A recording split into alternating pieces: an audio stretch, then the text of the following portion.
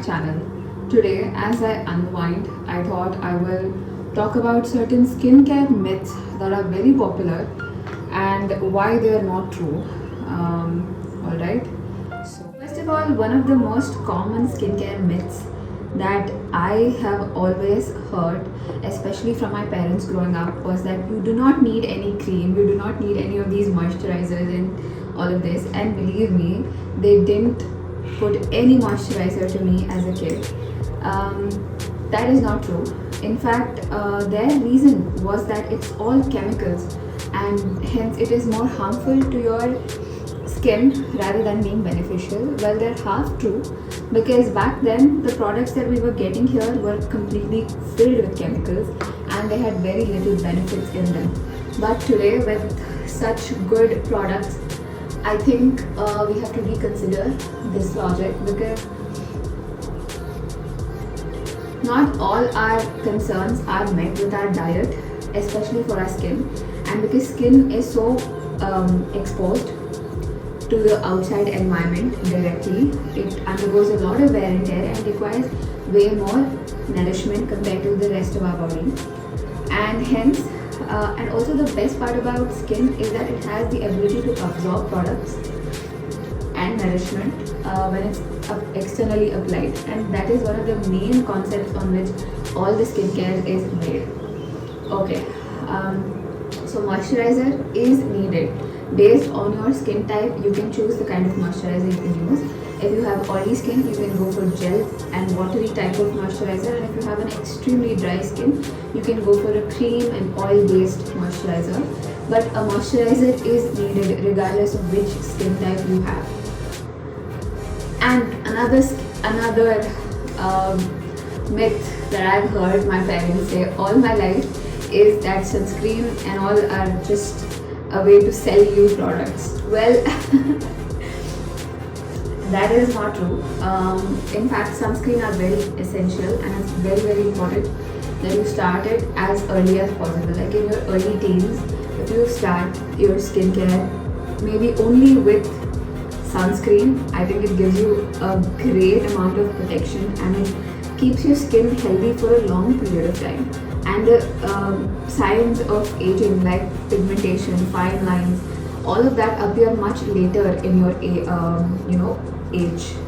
Like suppose if I compare a person who's never used a sunscreen and to a person who's used sunscreen, you can see the complete difference and the importance of using sunscreen and as early as possible. In fact, now we have sunscreens that are catered to kids, babies, you know. Okay. Next myth is retinol is very harmful to your face and hence it must not be used. And I've even heard claims of retinol making your skin very thin. Well, that is not true. That is a myth. Retinol does not make your skin very thin.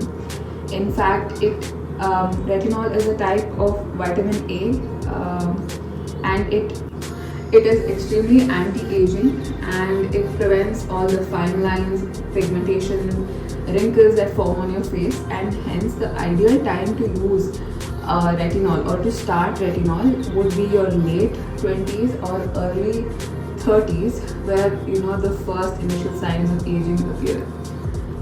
And then again, there are certain things that you must be very cautious about with retinol. Always do a patch test, irrespective of which skin product you're using. Always start with a skin patch test, and preferably on your neck area and not on your face directly. And second of all, if it is something potent, like a very strong exfoliator with higher concentrations, we're talking about 10% AHAs or 30% BHAs, which are very potent chemical exfoliators, always consult your dermat before starting all of them, and please start with something very mild. Start with like 2%, 1%, and then move up to 10% and 30% as you age.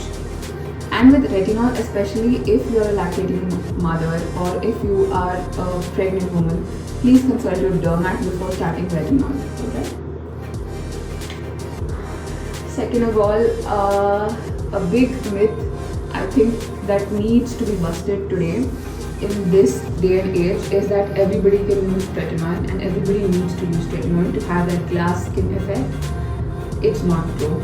Please don't do that. Tretinoin, isotretinoin especially, is extremely teratogenic. Teratogenic as in it causes harm to the baby if you're a pregnant mother, and also it stays in your body for more than 3 months. So if you've been using tretinoin or if you've orally consumed tretinoin for your skin concerns, you must wait for 3 months at least before the doctor gives a go ahead for conception and having a child, because it's extremely teratogenic. And I see today that a lot of kids, following all the influencers, have started using isotretinoin. Don't do that. It's not a good thing.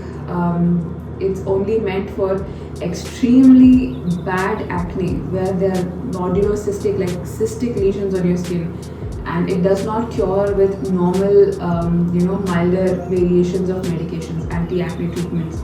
So please don't start isotretinoin or don't start using tretinoin just because your favorite, YouTuber is using it and has started using it or is saying that you can all use it. That's not a true thing, and that's not okay at all. Alright, those were my skincare myths that I think are quite popular and something that I have heard multiple times, and I wanted to bust those myths because it's important to have the right information and to have a good skincare routine that helps and protects your skin. And that's it. That was me unwinding.